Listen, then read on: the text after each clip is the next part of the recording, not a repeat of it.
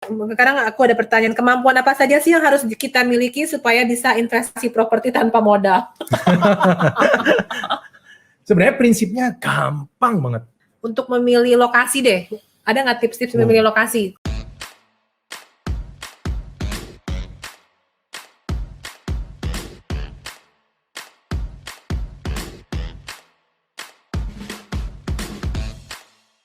Nah, cara-cara Kopipo jadi untuk memilih lokasi deh, ada nggak tips-tips memilih lokasi? Kan tadi kan baru ngomongin kalau bisa ada pemukiman, ada lagi traffic kan.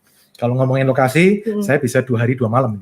Soalnya itu memang intinya ilmu itu di situ. Kemampuan menebak ini kira-kira profit toko berapa ya? Itu kan yang susah di situ.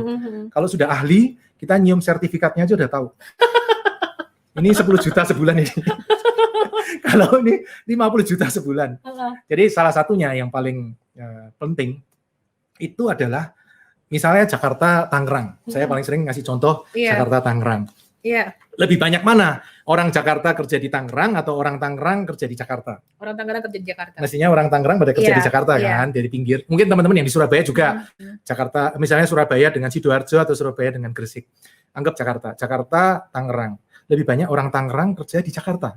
Nah, orang-orang Tangerang ini kalau yang kerja di Jakarta belanjanya pagi hari waktu berangkat kantor atau sore hari waktu pulang. Mestinya sore ya kan. Pagi udah buru-buru sama bosnya, kamu di mana kamu? Nggak sampai kantor. Udah pulangnya belanja. Nah, ketika belanja, contoh Jalan Mogot, naik motor dia, ibu-ibu misalnya, kira-kira dia pilih toko di kanan jalan, yang ketemu bis-bis, truk-truk gede-gede dari arah Tangerang gitu, atau kiri jalan, dia milih, kiri aja dah. Mestinya kiri. Mestinya kiri, karena nyebrang kanan, udah truk gede-gede, bis gede-gede, apalagi ada divider, harus muter, nanti muter lagi, wah repot. Mestinya kiri. Makanya jalan dan Mogot Raya Jakarta itu lebih bagus kiri jalan daripada kanan jalan. Sebenarnya ilmu ini belajar dari Hero. Oh, supermarket Hero. Iya kan? Iya. Titin kalau ingat, Kristina kalau ingat, Hero Tomang, kiri jalan arah pulang. Hero Cawang, Gatot Subroto, kiri jalan arah pulang. Fatmawati, dulu ada Fatmawati, kiri jalan arah pulang. Jadi kiri jalan arah pulang itu lebih bagus. Ini ngomongin minimarket loh ya. Kalau tempat lain mungkin ceritanya beda, pom bensin atau apa saya nggak ngerti. Tapi kalau minimarket, kiri jalan arah pulang. Itu penting, satu. Faktor lain adalah tikungan. Saya juga nggak suka. Ada tikungan itu nggak suka. Tikungan, tanjakan, belokan, pokoknya nggak suka. Jembatan. Iya, pokoknya. Jembatan feng shui udah jelek banget itu. Iya. Lah gimana orang dari naik jembatan ternyata tokonya di bawah gitu kan, orang nggak bisa turun loncat gitu kan. Tapi memang bener sih kayak di Kelapa Gading sejak dibikin flyover gitu, toko-toko gelap, yang rasanya suram, boulevardnya gelap banget loh. Iya. Banyak yang pada tutup akhirnya. Iya, jadi jembatan itu jadi suram. Kalau saya ngomong sih suram. Terus rel kereta, di seberangnya ada rel kereta itu juga. Orang kan susah nyebrang rel kereta mau ke toko kita itu susah. Sungai itu juga. Jadi bukannya percaya Hong Shui, bukan loh, ini kita logika ngomong aja sih, logika, iya. Makanya pernah saya nemu lokasi di Jawa Timur, di Mojokerto. Itu ada murid saya ngajuin ke Indomaret 2 lokasi. Satu Mojokerto, satu Gresik. Biasa kan ngajuin ke Indomaret itu susah, ditolak-tolak sama Indomaret. Indomaret itu kan teliti banget diliatin satu-satu, jelek. Saya ngajuin 20 aja belum tentu di-approve satu, bisa tolak. Murid saya ada murid ngajuin 2 ke Indomaret, satu Gresik, satu Mojokerto. Dua-dua di-approve sama Indomaret. Kenapa? Indomaret bilang bagus, dua-dua ini bagus. Gantian murid saya yang pusing, waduh Pak, saya nggak punya duit ya Pak kalau 2. Beli franchise kan? Saya tadinya pikir 2 ditolak Pak, ternyata 2 diterima. Jadi satu saya ambil gitu dong Kopipo. Nah, sudah. Mojokerto beli, saya nggak lihat lokasi. Saya percaya surveinya Indomaret, saya nggak lihat lokasi. Bayar, saya bilang besok Senin minggu depan saya ke Mojokerto, saya bayar. Begitu Senin ke Mojokerto ngelihat, ternyata di tikungan gini, jadi jalannya lengkung gini, toko saya di pojok sini, jadi orang kelewatan gitu, kelewatan. Belum lagi di belakangnya sungai, kali berantas gini. Jadi kalau ada sungai, itu jeleknya karena nggak ada penduduk. Kalau di belakang ada sungai berarti habis. Dagingnya tipis dia. Nah, saya bilang Indomaret, ini kok bisa di-approve kayak gini, kenapa sih? Oh Pak, ini karena penduduknya ada di seberang sini. Kita mau masuk ke penduduk yang di sini, kita milih titik di sini, Pak. Nah, terus kenapa kamu nggak di sini, nggak di seberangnya? Nggak bisa, Pak. Ini ada saluran irigasi juga, Pak. Oh ya, jadi titik ini sudah terbaik. Nah, terus kenapa di Lengkung? Lah, kampungnya di sini, Pak. Nanti kita kasih signage di sini aja 100 meter sebelum ini ada Indomaret. Jadi orang bisa ngurangin kecepatan. Ya, hasilnya lumayan kok. Ternyata lumayan. Dan sakitnya lagi, ternyata toko saya buka omset sehari 9 juta. Yang punya murid saya yang ngasih lokasi, yang di Gresik, 7 juta. Dia ngomel-ngomel, punya saya kok kalah. Lu kan kamu yang milih duluan, bukan aku. Aku bilang, kamu yang milih duluan, aku ngikutin sisanya, punyamu, aku ambil. Iya Pak, hokinya Pak Pipo ternyata. Tapi waktu itu saya tanya, ini kunci juga. Kamu kenapa pilih Gresik? Kenapa kamu nggak pilih Mojokerto? Karena Pak, saya prediksi Gresik tanahnya lebih cepat naik daripada Mojokerto. Oh ya sudah, berarti impianmu tercapai. Kalau impianku beda lagi. Yang penting toko nutup angsuran sudah selesai. Tanahnya mau naik, nggak naik ya sudahlah. Pokoknya angsuran kebayar, DP 0, angsuran kebayar, nggak ribet, sudah selesai. Nah, makanya mesti punya kriteria yang jelas. Nah, terus sebenarnya tuh ada etikanya nggak sih? Misalnya kayak contoh nih, Pak Pipo udah bikin nih. Tahu nggak lama Alfamart nongkrong di sebelah.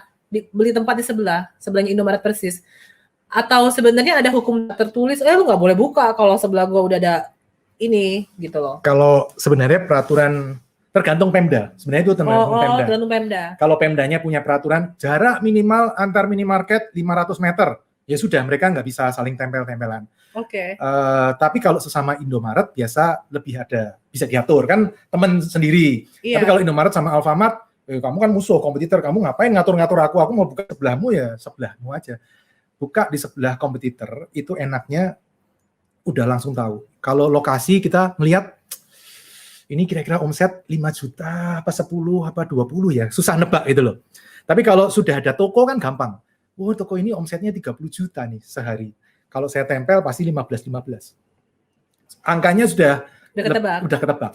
Iya. Dan biasanya tempel-tempelan gitu malah tadinya misalnya 30 juta. Ada 2 toko bukannya 15 tambah 15 loh. Malah nambah. 20 sama 20. Lebih nambah karena traffic makin banyak kayak itu. Iya. Ibu-ibu seneng. Ibu-ibu ngeliat, di Alfa promo telur. Di Indomaret promonya minyak goreng. Jadi dia ngambil dua-duanya. Narik traffic jadi. Iya, jadi malah lebih bagus. Cuman saya sebenarnya juga ngomong ke murid-murid saya, tolong please. Saya kalau sharing seperti ini, syaratnya satu. Jangan buka toko di sebelah toko saya. Itu satu guru, satu ilmu, dilarang saling mengganggu. Jangan dong. Saya kan udah sharing, nih toko saya yang bagus ini, toko saya yang jelek ini. Kalau mau buka di sebelahnya toko yang jelek, nggak apa-apa. Kalau yang toko yang bagus, jangan dong. Itu kan nyarinya juga susah itu. Nah, tapi sebenarnya prinsipnya sih toko sebelah-sebelahan nggak apa-apa. Kalau saya. Justru sebenarnya meningkatkan traffic juga. Ya sama aja kayak kenapa food court sebelah-sebelahan bisa ada food court gitu ya sih? Karena udah pusat makanan orang jadi narik kan. Malah ada toko saya, toko kedua itu letaknya 500 meter dari toko pertama saya ada. Jadi toko saya di sini 500 meter, kemudian ada toko kedua. Daripada dijajarin orang, mending saya jajarin saya sendiri. Itu juga ada. Tapi sama merek? Sama. Ternyata kuenya sendiri-sendiri. Terus juga kenapa juga Kopipo kan dari banyaknya ada Indomaret, ada juga akhirnya ngambil Alfamart kan? Ada 26 Indomaret, ada 4 Alfa.